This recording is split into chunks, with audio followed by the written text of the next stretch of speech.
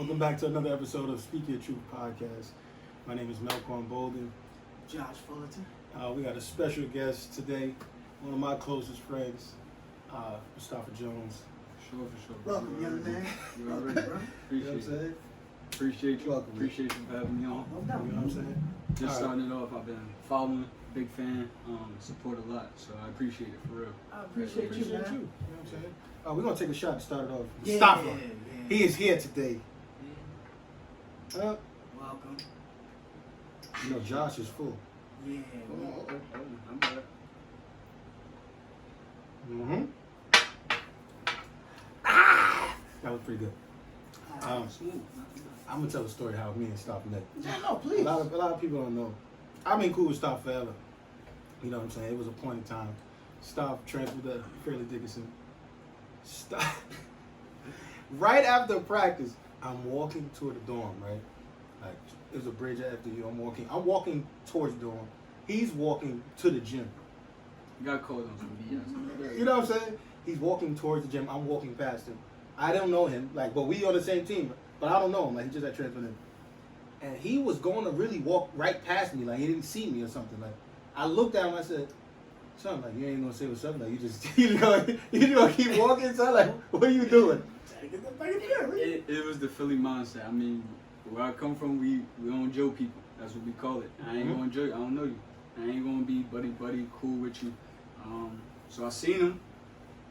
I was like, is he gonna nod? I'm not. I don't know who gonna nod, so I ain't gonna nod and not get one back.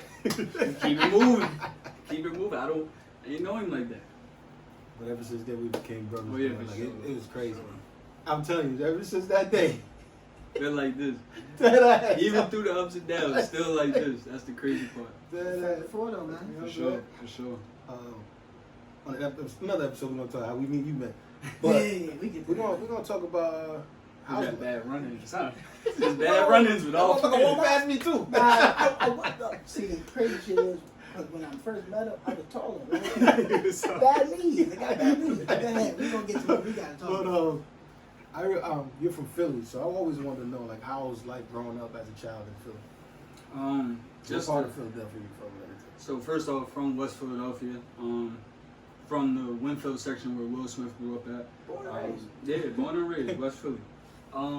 But just that mentality, that mindset there is different. It moves you in a different way because every day you have to just know how to survive, no matter what part of the city you in, because you travel to other parts. And if you're going in South Philly, North Philly, Southwest, you got to know how to maneuver, keep your head on the swivel. So from a young age, and a lot of, I'm not gonna say all, but a lot of people in Philly, the streets is all they know. They don't have no way out. They don't think about nothing else. That's the way to survive out there. And you just accustomed to that way of life. That's kind of crazy. But now, is it really bike life out there? Everybody, as soon as you came out the womb, everybody's riding a bike. Oh yeah, for sure. I had a bike at the different sizes. I had a 50, 70, 80, kept going. You grow up on that. You grow up on that. I think I was 6 or 7 when I had my first dirt bike. That's wild. 6 or 7, my first dirt bike. Yeah. My nephew had one. I crashed the fuck out of it. I don't know what the fuck I was doing on it. I had a cousin that crashed mine, but it was cool. We got it all fixed up, and then Pops, got me another one, and just kept going from there. Damn. Yeah, bike life is real. That's a staple out there. Bike life is real. They ain't no joke. Shit. Oh. Yeah. Alright. So, my next question to you is, since y'all met, on the basketball tip, kind of, what inspired you to start playing? To be honest, picked up the basketball at 11 months, and I was just walking around in diapers, picked it up, and just kind of fell in love with it. I never had no real family member to watch, do that. It just was something that was natural. Pops never played, moms wasn't no athlete, no real family members was athletes. And when I was young, actually, Pop, lifestyle he chose, he was away till I was 6. So again, I grew up with my mom, single mom. That's it. So it was something that was in me, I guess. Damn. Natural. Yeah. So who were the people that you looked up to when you decided to, whoever introduced you to the game? You said you just picked it up and you fell in love like that. Yeah. But who was the people that you started watching? Have you tried to Growing make your up. game after? Growing up, definitely Allen Iverson. That's a big one right there in Philly. He's a staple. Everything was AI. I went to Sixers camp, everything, arm sleeves, finger bands. I'm young. With your elbows. Ain't nothing wrong. I want to be AI. But growing up, like I said, I grew up in West Philly, the Winfield section. I got to give a shout out to my man Naj. He was older than me. But Naj, he embodied that AI swag, and growing up on the block with him, hooping in the back, he just had that toughness, that grit, that grind, and he was undersized. Wanted to watch him through high school, all that. So just watching Naj, it inspired me to want to go on and do more. So yeah, shout out to my man Naj. What about that coach that was special in your life as well? Oh, so John Harnett, R.I.P. to Johnny H, man. Definitely was a dear friend to the family. Met him when I was a sophomore in high school. He kind of instilled that confidence in me. Yeah. He was the type of coach that'll curse you out, but tell you go out there, all right, go hit that game winner for me. Like go do that for me. And it's like, damn, man, this man, he really believed in me. Nice. After he just cursed me out, and most kids be at the end of the bench ready to go through it and quit, but he was right there for me. So he definitely was special in my life. Just told me to grind day in, day out, working out at LaSalle with all the NBA, overseas, top college guys. I'm in high school. I was undersized. I wasn't recruited, high major, all that. But he took a liking to me, and I'm throwing out there with the Mustafa Shakurs that I used to look up to at Arizona. Like I'm out there with the Reese Rices and all these guys that Philly legends, and I'm like, yo, I'm here with them. So that's real. That's real. Yeah. But people don't know how powerful your brain is, because we speak all the time. Oh yeah, you know for sure. You're so educated. And the way you that. think is totally different from a lot of people that I know in my life. You know what I'm saying? Appreciate So that. it's just like a lot of stuff that people think you're just so quiet and everything like that. But when I know you know what I'm saying? So it's a different type of relationship that people probably wondering why we so close and stuff like that. So it's crazy, bro. I just have to say that. But Appreciate that, brother. did you feel you had like a good support system when it came to life and also basketball? Yeah, my mom, pops, they didn't really let any outsiders get around me. Just touching back on where we were with my pop, he was away till I was 6. So growing up, I didn't have anybody to get me into sports. Mom knew I wanted to play, but single mom, she don't know the avenues to get you into that. So I'm like, just playing on the block, having fun. Pops come home from his situation, and he's like, I know you want to hoop, let's do it. Don't know nothing about the game, but Pops was like, let's do it, we're going to do it. And I'm going to push you because this is what you love. Like, I see it in you early. I didn't have to put this basketball in your hand and force you. This is what you want. But now we're going to grind and we're going to work. So getting up every single day, like going to the track, couldn't dribble with my left hand. We dribbling, going around the track with the left hand. Early in the morning, 6 o'clock in the summertime. And he didn't know too much about basketball himself. Didn't know nothing about the game, but all he knew from his lifestyle was work. He knew that hustle is going to make you into what you are. You gotta have that pain, that struggle, because starting from nothing and getting everything that you want, can't nobody take it from you. That's a fact. That's real. Can't nobody take that. What Brian Williams say? Rag to riches? Yo, for real, rag to riches. That was the lifestyle. Like, that was the lifestyle. That's love, dog. Yeah. I mean, the only thought I have off of that is like, imagine your talent being God-given, right? Like, it's just a quick question. Do you think that you would still appreciate it the same way, or try to like work on your craft the same way? If, let's say, you picked up the ball at 11 months, right? And you know how some kids just like, it just looks natural when they just start playing. Like, if that was you think you still would have like tried to grind it out like that, or would you kind of take it sort of for granted just because you were like, I could do that? So that's real, bro. Yeah, that's a great question. Just to be real with you, it was a lot God-given early on, because when you're young, size don't really matter. Yeah. But when you start getting into that upper echelon of playing better teams, better leagues, now you're getting recruited to high schools, things like that. Like, coming up all the way up until say about 8th grade, I was the man on every team. Like, that's it. And then even teams that, like, I played with guys that might have been better later on that wound up going places, we were still able to mesh and play because size didn't matter. But getting into high school, that's when Johnny H came in big time. I kind of lost that confidence. I went to high school at 5'6". So what high school you went to? I went to Newman Goretti, Powerhouse High School in Philadelphia. My senior year, we finished second in the country. So, junior year, we finished 13th in the country. So we were one of those teams that just every year, like I went in as a freshman, and I'm watching Scoop Jardine that went to Syracuse. I'm watching Jamal Wilson that went to Rhode Island. I was around the team since I was in 5th grade. I'm watching Derek Rivera that went to St. Joe's and Binghamton to go win a national championship. Who else? My man Earl Pettis, who wound up going to Rutgers and then LaSalle playing in the NIT. Like I was around hoopers, and they were getting. So I'm grinding each and every day with them. So I was blessed in the sense where I was good early enough to be in this light with these guys, and then it kind of just took off where it was like, okay, you're not always going to be the youngin'. You got to now lead. Mm-hmm. So that's when my junior and senior year, I wasn't the main player on my high school team, but I knew what it took to win championships, and that's how we won. So yeah, life just tied it all in because I never lost the gratitude for the game, even though it came to me early and it was easy. I wanted to still have that success later on in life. That's big. Yeah, that's real. That's definitely Because this is a big difference from people that actually have handouts and people that actually go get it. That is Like the yourself. grind. Like, you know what I'm saying? Like I know your story, so I know fact. how hard you work every single day. Had to grind, You know bro. what I'm saying? Had to. Man, all right. So, that being said,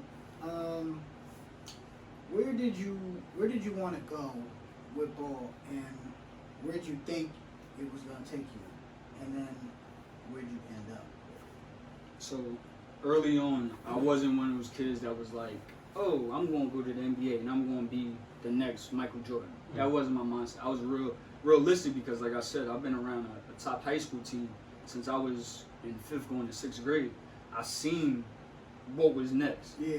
I'm like, okay, I'm good, but I got to step it. I got to step it up. So I remember, it's funny, I went through a surgery after my first year playing professionally, and doing some cleaning up at the crib, found an old journal from middle school, 8th grade year.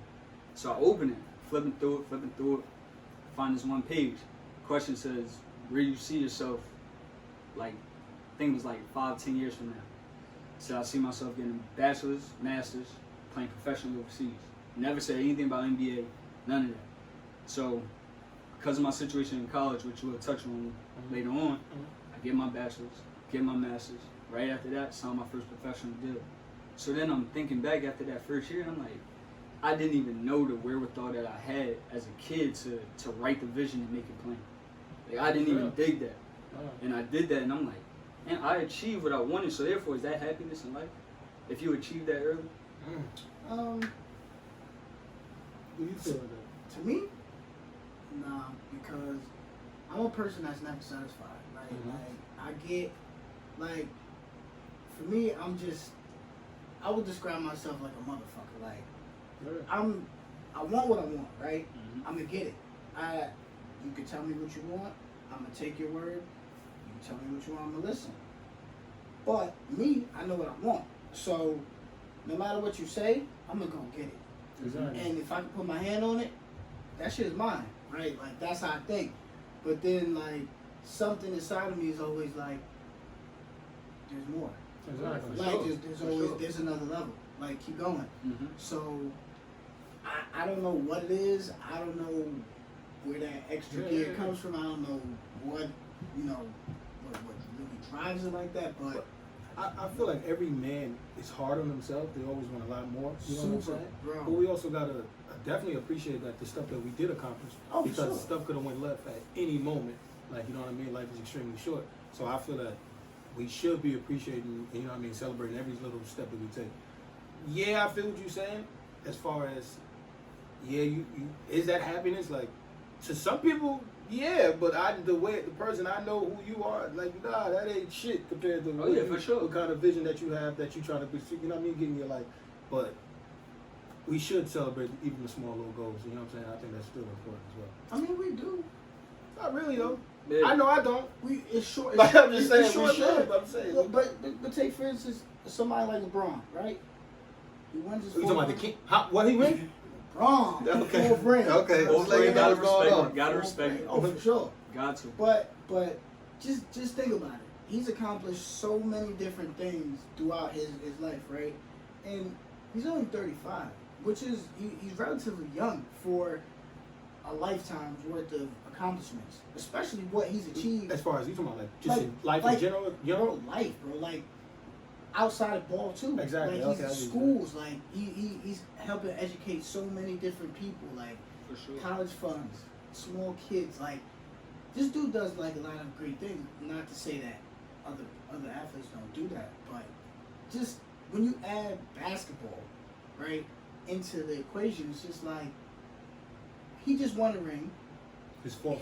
And he's looking for I gotta another. let people know. It's cool. We know. He What's is. up? For What's real. up? Yeah. What's up? Yeah, but he's already working towards the next one. Oh, yeah, You know what I'm saying? Like that's where he's at. That's real. So he's driven. Like you gotta have that within you to push forward, because imagine winning one and be like, huh? Woo! Celebrate. A lot of You know people what I'm do saying? Like So let me rephrase it. It's not per se happiness, but it's like you set a goal for yourself at 13 years old when I wrote that. Mhm. To achieve that. Now, like I said, I knew NBA wasn't it. And that wasn't even knocking myself. I just knew that you gotta be in a special light to do that. I seen sure. I seen sure. I seen the For high sure. school guys when I was young that took off and went to that NBA level. So now it was like, am I gonna be able to use the game even after that though? And now where I'm at in this space right now in life, yeah, I'm still hooping, but it's like I'm a mentor, I'm a trainer. So I'm using all those experiences just from achieving what I thought of at 13 to now change the mind and spark the light in the next person, the youth. Like I got college guys that look up to me, that I speak to, that I inspire each and every day, and I don't even know it. They tell me like, yo, I see how you grind after an injury. Why you grind like that? I'm like, I didn't get that surgery to be a regular dude. I got that surgery to get back to where I was. So I wasn't saying it was happiness in the sense like, all right, I could chill now, because like you said, you already know the vision and grind that I got, but it's like you got to take a moment just to embrace like, You should. damn, I did that. absolutely. Damn, I did that, Yeah, you because should. it wasn't, besides family, it wasn't a lot of people that thought, if someone told you Staf is going to do this, I'd tell you they're a damn lie. No, that's real. Like, No, that's real. So in the short time that I've known you, for sure. you seem to be a very impressive individual. Appreciate that. Just mentally, like you got your shit together. Like you got a direction that you're going. You know, like you know where you want to be. Mm-hmm.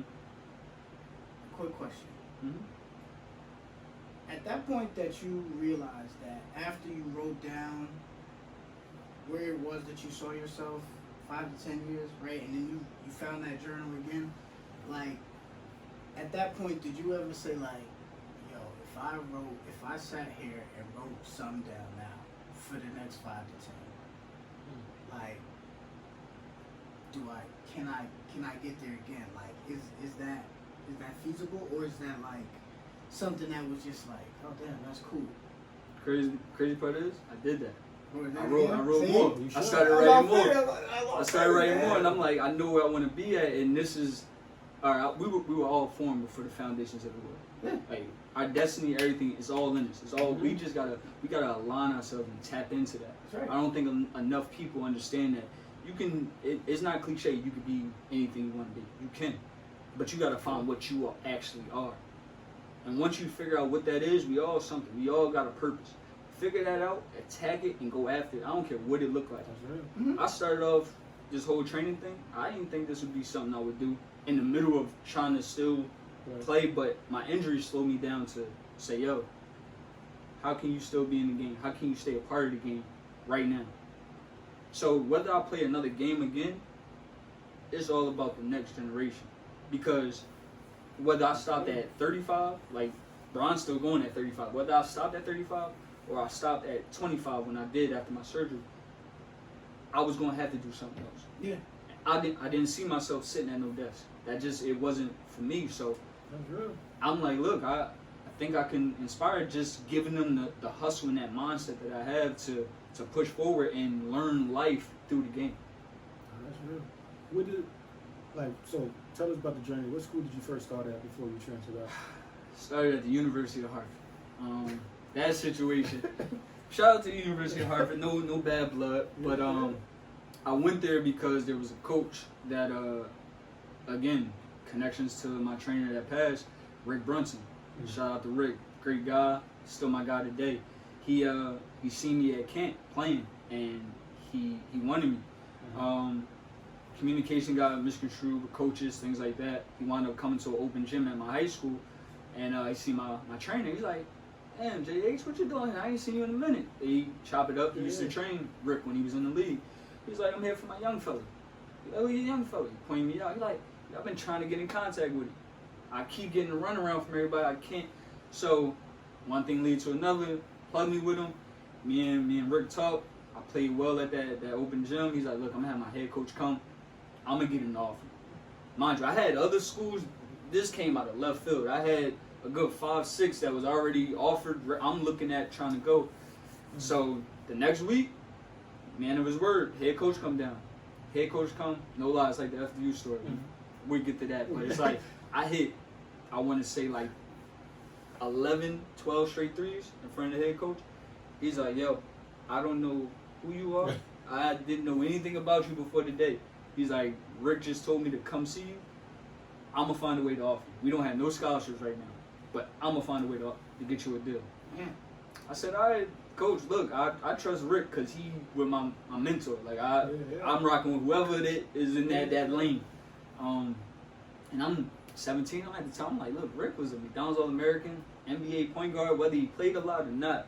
He was in the league each year for, I think, about, 12, 11, something like that. He whether you doing them one-day contracts, not 1-year contracts, or you getting 2 and 3, you got to grind. That's a real grind." And I had another mentor, Doug Overton. He was the same way. Every year, for 11 and 12 years, 1-year deals. Hey, So these were the guys. That's what I'm saying. These were the guys I grew up under. So I'm like, I see how it is. I might be one of them, and I'm okay with that. I'm okay with that grind. That's real. That's definitely real. You want to talk about when you transferred or no? Oh yeah, Before we get into it. Oh yeah, we get into I thought we was gonna. Oh, no. No, we get there though. It's almost people. Almost about to get to the toxic stuff, people. But so after that, just to sum up the Hartford story real quick, Rick Brunson gets a job with the Bulls. Dan Leibowitz, the head coach at the time, he winds up going to Penn. There were some things that were going on at the university. He just didn't feel comfortable without his friend Rick. They came from Temple together. He leaves. New coach comes in. He didn't recruit me. Simple as that. He was at the University of Penn actually when they wanted me, but he wasn't the coach that was recruiting me. So we all know how that goes. So it was like he knew me, but you're not my guy. Went from playing 20 minutes a game to nothing at all. After the season, we have our meeting. We just agreed not going to work. We're not even going to talk about the other BS that happened with that. I transferred to FDU. Nah, I ain't slap him. I ain't want to slap him. I ain't want to go that far. I'd never play again. Shit off his desk. Oh, his shit over. Oh, man, for sure. For sure. So, Good guy. I wound up going to FDU. It was wild. Meek dropped Dream Chasers mixtape. Big Meek fan growing up. So when he dropped that, I'm like, Meek is here. Meek is here. He's taking off. So I'm listening to that every single day, and I had an unconventional story of getting to FDU to meet my brother. I was up and down 95. I'm listening to Meek where he talking about being up and down 95, getting it, life on the line, all that. I'm living that. I'm on Greyhound, going back and forth between Hartford, the Philly, the FDU, back to Philly, back to Hartford. Had to get paperwork straightened out. School was already in the FDU. I was in the crib chilling, watching my dream fade, Mike fourth quarter tie game like that. That was a 4, yeah. That was real. I was living that. See what he did there. Like I was living that, looking at the walls around me. Like it could be over. I could never play a college Division I game again. At least I knew I could go D2, but I maybe never play D1 again. So God be the glory, not for what happened, but it slowed life down again for me. I seen the transformation. Hurricane hit. Power goes out of FDU. Yep. I'm able to transfer in because school is at a halt, so I'm not missing anything. School was already in. Like I was at the crib. School, everybody jump shot, no jump shots. You deal with it. It's over for Staf. Staf's at the crib. The coaches at Hartford tried to sabotage the D1 schools I had, tried to force me D2 to make themselves look. It was a lot that was going on, and I get the FDU and they Google me and they're like, look. We know you were a hooper. We see you got a lot of schools. look, if you fit in, you get the scholarship. If you don't, you can stay here as a walk-on. So I paid that year, my first year there. I told my mom, I'm not doing it. We going home, back to Philly. She's like, look, you don't know how God's going to use this opportunity for you. Take it. We got it. Don't worry about it. Y'all paid for high school. Don't worry about it. We got you. Go to FDU, not getting in there first. Walk by him on the bridge. I don't know this dude. I ain't getting in that practice anyway. I'm not speaking to him. It's like, no.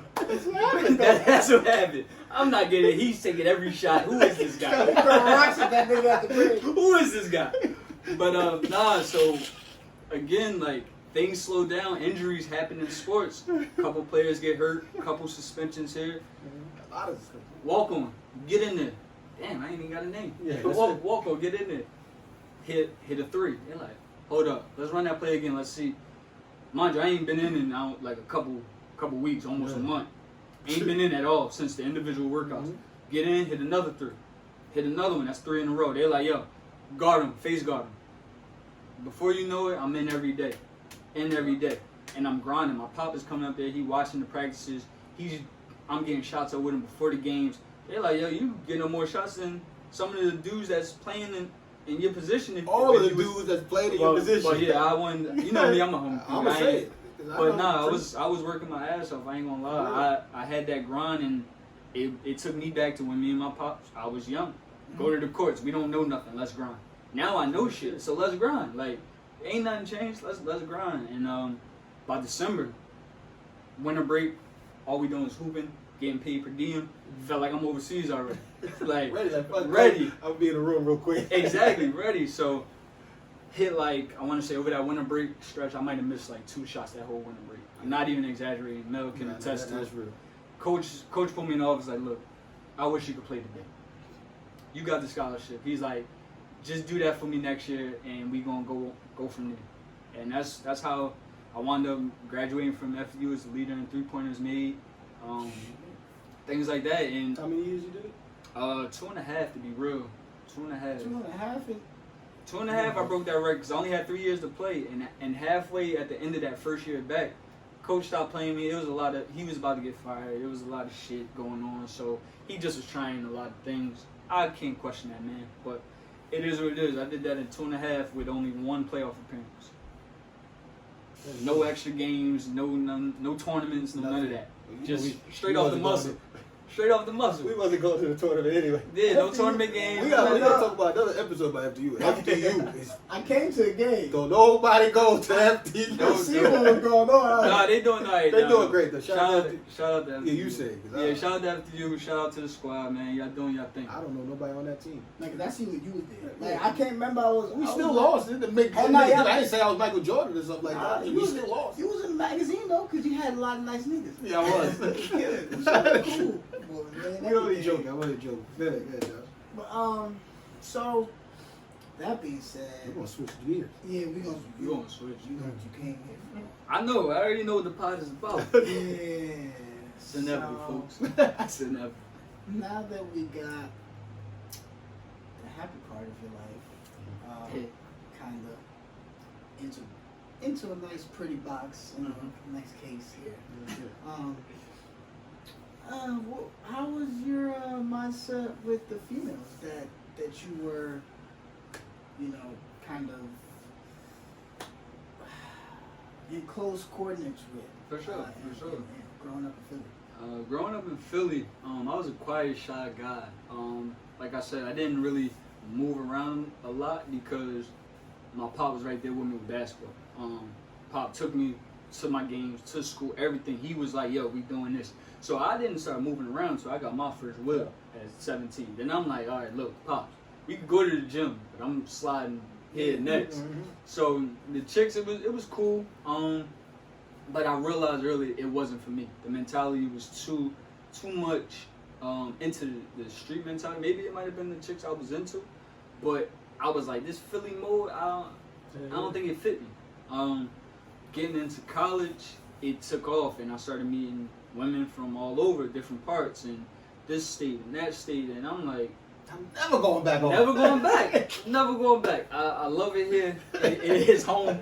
Like, I'm happy to be here. And every Every woman in my life after that has always been from outside of Philadelphia. It just works for me. I don't like a lot of people knowing my shorty either. So Philly is small, even though it's a big city, it's small. I don't like a lot of people. Okay, I got something for in that. So the reason is it a part of insecurities that you don't like them knowing you're female, or is it?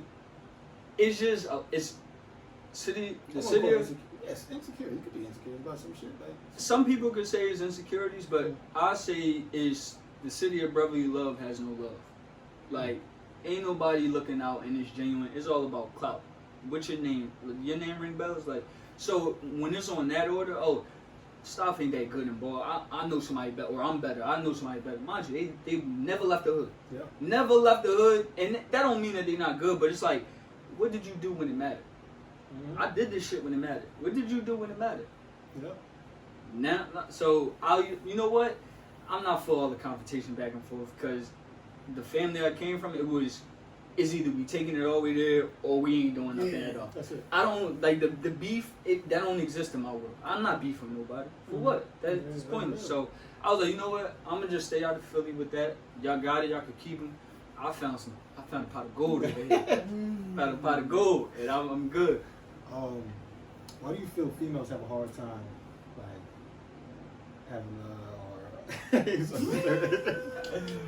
accepting accountability? Or owning up to anything that they do want. Man, but we're gonna do the female. Yeah. Just breaking it down from a standpoint of women had to deal with a lot of patriarchy in life, dating back even to our ancestors. And when you understand the trauma through DNA, how that affects us in today's life. I know people be like, "Oh, slavery was so long ago." They dealt with that. They witnessed that. Their eggs were changed because of that DNA being altered. So they have a problem with taking that. That criticism from a man because from my intellect and viewpoint, they're like, you didn't protect me when it mattered. So it's hard for black women to trust a black man. So therefore, when it comes to you getting on them, they're always gonna find something to flip. Why you ain't do this? Why you? They gonna flip the question with a question, and it's okay. But it's like at some point you have to stand on what you did because whether right, wrong, or indifferent, you did that. Mm-hmm. You said that. I don't care if you were mad. I understand every cause has an effect. Every effect has a cause. But it's like, I got to stand on what I did and live with that and be ready to live with it. And I can. Can you, though? And I don't think they can. That's why we get into these toxic situations where we're back and forth a lot. Where it's like, well, you did this and you did that. Okay, well, you did this, you did that. Now where we at? Now where we at? At some point, somebody's got to be the bigger person, though. Yeah, but at the same time, it can't always be the man either. I agree with that. You know what I'm saying? Because a lot of men take a lot of responsibility and take a lot of the blame. That's you know why what I I'm brought up saying? patriarchy because women will talk about it in the negative sense of how we benefit from it. But it's like you use that same system against us to make things right. So who's really the villain? Like the oppressor is now oppressing the oppressor. No, it's real. Who's right? If you taking that same stance, are we growing? Nah, you're really not. We're not. But at the same time, I get it, yeah. But it's also could be the men too that's not holding accountable for anything they're doing wrong as well. There's a lot of fellas a out lot of there females take more heat than us. Yes. You know what I'm saying? It's like, you know what I'm saying? Yeah. We But put them in some fucked up situations sometimes too. But also, it's a lot of damaged women that try to hurt good dudes as well because they don't take enough time to heal from past relationships. So they carry on that hurt and thinking that guy, the new guy they with, is the same type of person they was just with. Yeah. And at the same time, anything that this good guy is doing is not enough in their eyes because, or they thinking it's not enough in their eyes because they probably was getting cheated on or whatever, getting beat or whatever that is. You know what I'm saying? But at the same time, it's like you saying, can you be the bigger person? But how much can a man continue to take? I feel like at some point, like us as men, like we all have our limit, right? Like we can be an emotional punching bag for but so long, right? Sure. So you take like, and I feel like not every woman gets the same bandwidth, right? So if you really have a special bond connection, or you really feel passionately about this particular woman, she's gonna have a longer leash, so to speak, and she's gonna get away with a whole lot of shit that you would never in your wildest dreams put up with from any one of these other chicks, right? For like, sure. you like, yo, you don't even understand right now. What I'm dealing Back with, in I'm my accepting. Like, I'm really sitting here, and the inside is like a volcano erupting, but like I'm letting you bug out, and I'm letting you get your shit off. But in reality, I could just say, you know what, wrap it up, get your shit and get the fuck out, and I'm gonna go do what I'm gonna do, because I ain't even gotta deal with this shit, like, because my phone is going crazy right now with people who's not even about to put me through none of this shit you got going on. So Black men don't cheat. So when you single, that thing is going off. It's not when you're in a relationship. No. These are emotional support friends. Like, you see how they got the emotional support dogs? I seen one of this. Listen, I seen this lady today. She walking through. I don't know if y'all play Call of Duty. She had like a big ass wolf dog with a little fucking like how flak you jacket. just segue this down. Big dog, this big. She walk around with a wolf. This shit barking at people and talk about emotional support. Fuck out of here. All right. We see what you're doing. But let me get back to the subject, man. Yeah. So, I know black men don't cheat. No, for sure. For sure. But if black men were forced to cheat, why do you think that would happen? The piggyback off what you just said, we go through a lot with our women. We take the punches, we deal with it, and for the most part, we just ask for them to meet us at a point with whatever our love language is. It depends on what it is, and some women will care to understand what it is and grow with you in that and figure it out. Some they don't care to figure it out. They're like, well, what are you doing for me? What's in this moment that's working for me? Because if it ain't working for me, I'm up out of here. And it's like, well, that's very immature for you to just dip because it's not working for you. Well, it ain't even been working for me. So now we stay in these relationships. The black man is like, all right, I'm not going to cheat, but the other man, he steps out. You dig? He steps out, and then now it's the back and forth. You didn't have to do this, but it's like, if you would have just understood where I was coming from, I wasn't attacking you. I just was asking, can you make this adjustment the same way you asked me to make an adjustment? Yep. Can we agree to can we agree to meet in the middle on this? And I don't think that, I feel like women are told that they are the prize, so a man should meet you and you don't have to meet him where he's at.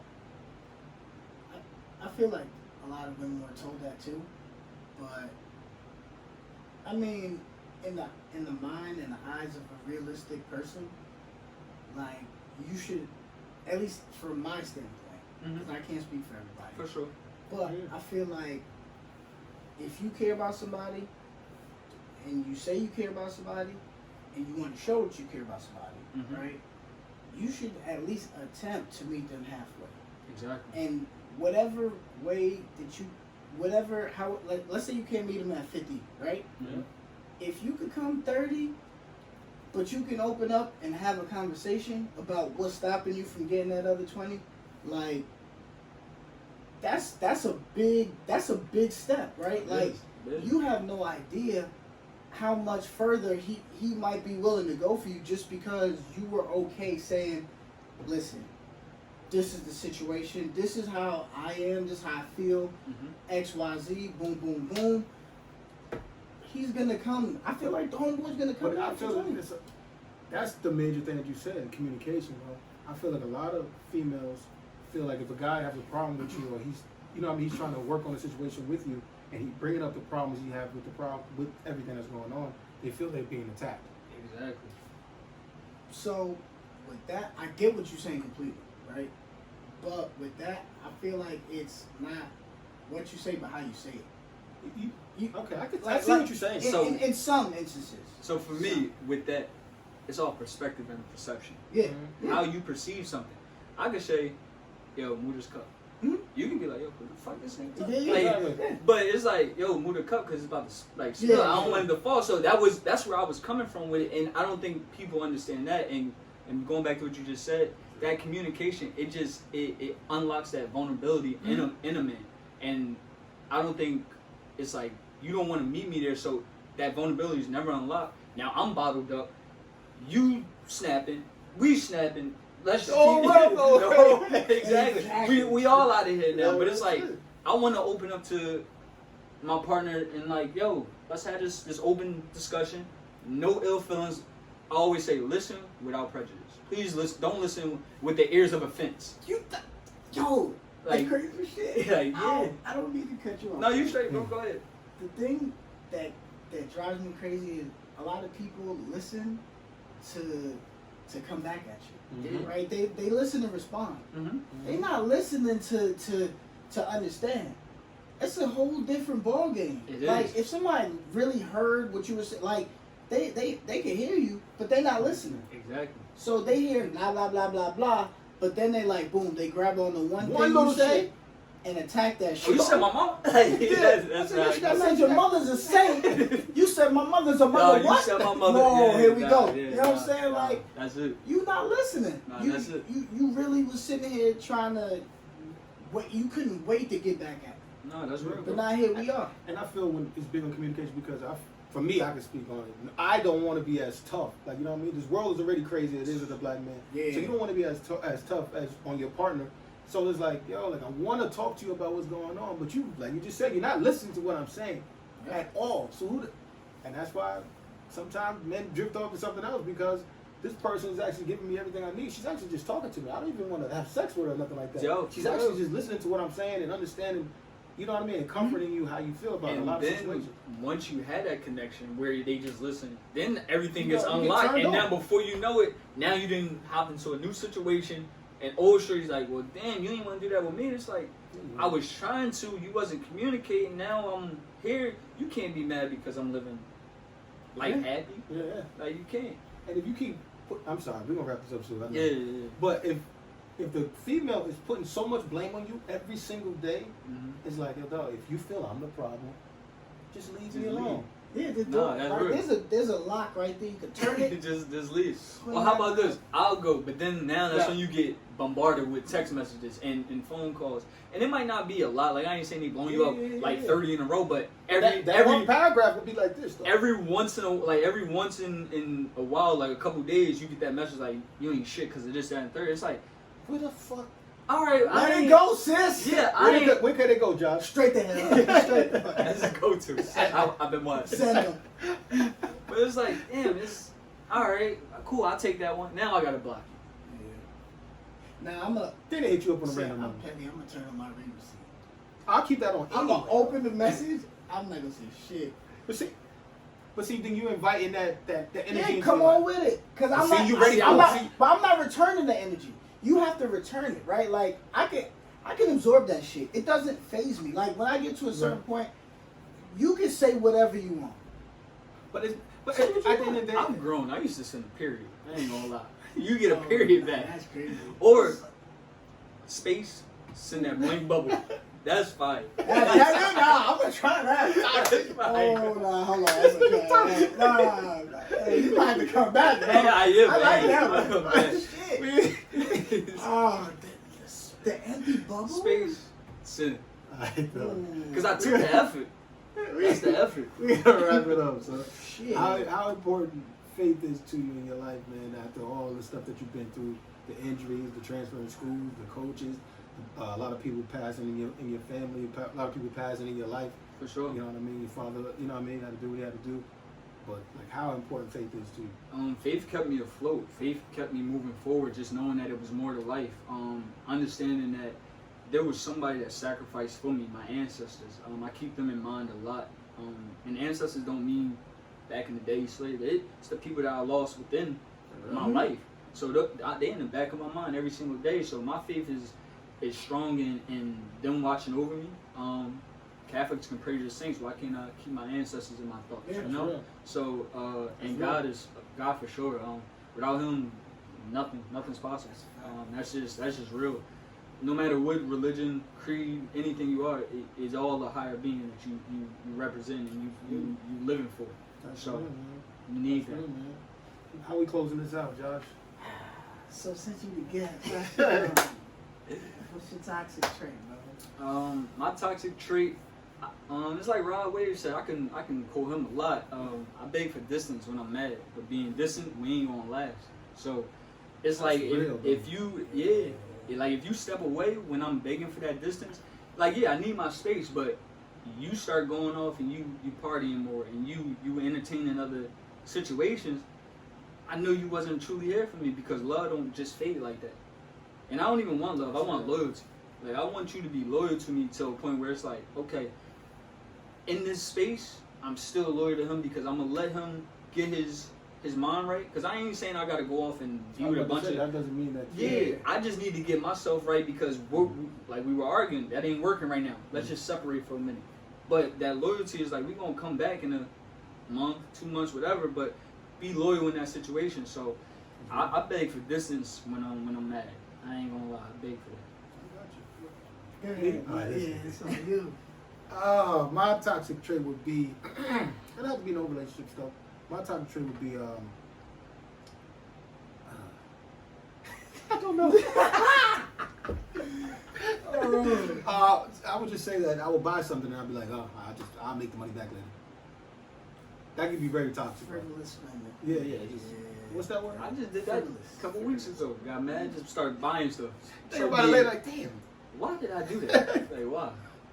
What's yours, Joe? My toxic trait, I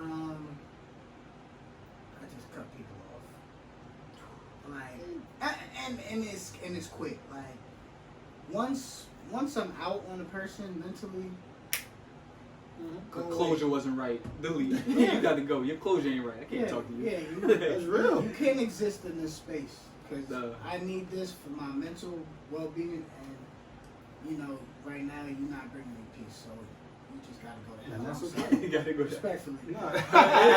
In a closure. Yeah, take the closure with you, but bring it to hell. No, that's real, man. Well, man, we appreciate you, bro. Appreciate you, brother. Man, it's a Appreciate pleasure, you, bro. man. Pleasure, for Sure. sure. I'm saying, thank you again for tuning in another episode of Speak Your Truth Podcast. We'll see you next week. We got it. I'll let y'all.